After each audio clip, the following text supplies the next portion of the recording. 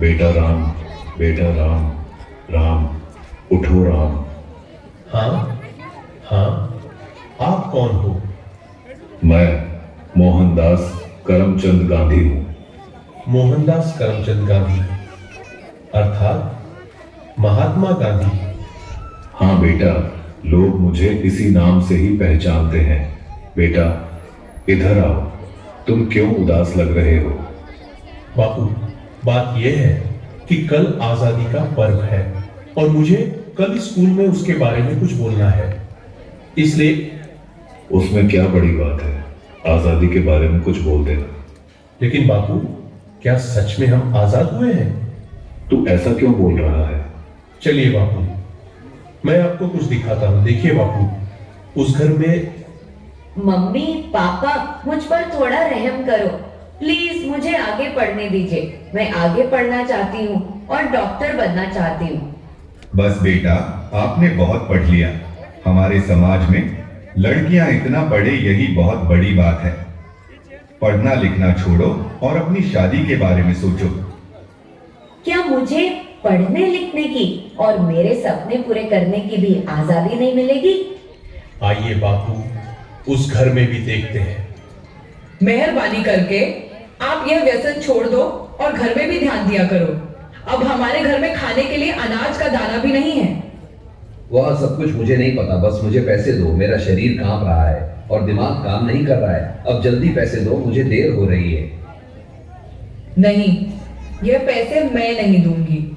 ये तो बच्चों की किताबें लेने के लिए रखे हैं। चुपचाप मुझे पैसे दो और यहाँ से हटो, मुझे जाने दो।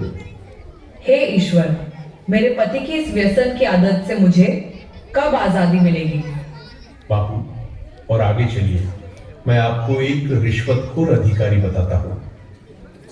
साहब, कई दिनों से मैं आपकी ऑफिस के चक्कर लगा रहा हूँ, अब तो मेहरबानी करके मेरा काम कर दीजिए। अरे भाई, कितनी बार बोलूं तुझे, तेरा काम बहुत कठिन है और बड़े साहब मना कर रहे हैं। तुझे जो समझाया है ऐसे करो ना भाई।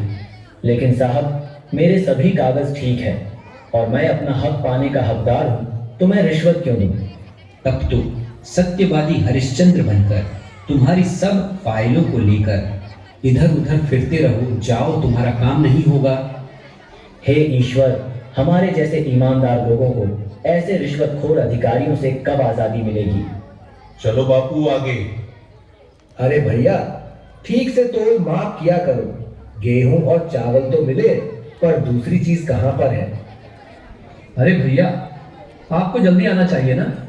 बाकी सामान तो सब खत्म हो गया है। आगे से ही कम सामान आया था, उसमें हम क्या कर सकते हैं? आपने तो कल ही सामान देना शुरू किया है, तो खत्म कैसे हो सकता है? अरे यहाँ से निकलो भैया, और लोग भी लाइन में राह देख रहे हैं। आपको जो शिकायत है वह बड़े अधिकारी से जाकर करना। हे भगवान, हम गरीबों को ऐसे अनाज की तस्करी करने वाले लोगों से कब आजादी मिलेगी? देखा ना बापू आपने, क्या आपको लग रहा है कि सच में हमारा देश आजाद हुआ है? आज के समय में भी लड़कियों को पढ़ने की आजादी नहीं है। आज के समय में बहुत सारे लोग व्यसन के अधीन होकर अपने घर की जिम्मेदारी को भूल रहे हैं। यहाँ पर सरकारी अधिकारी भी रिश्वत लेकर अपना काम करते हैं।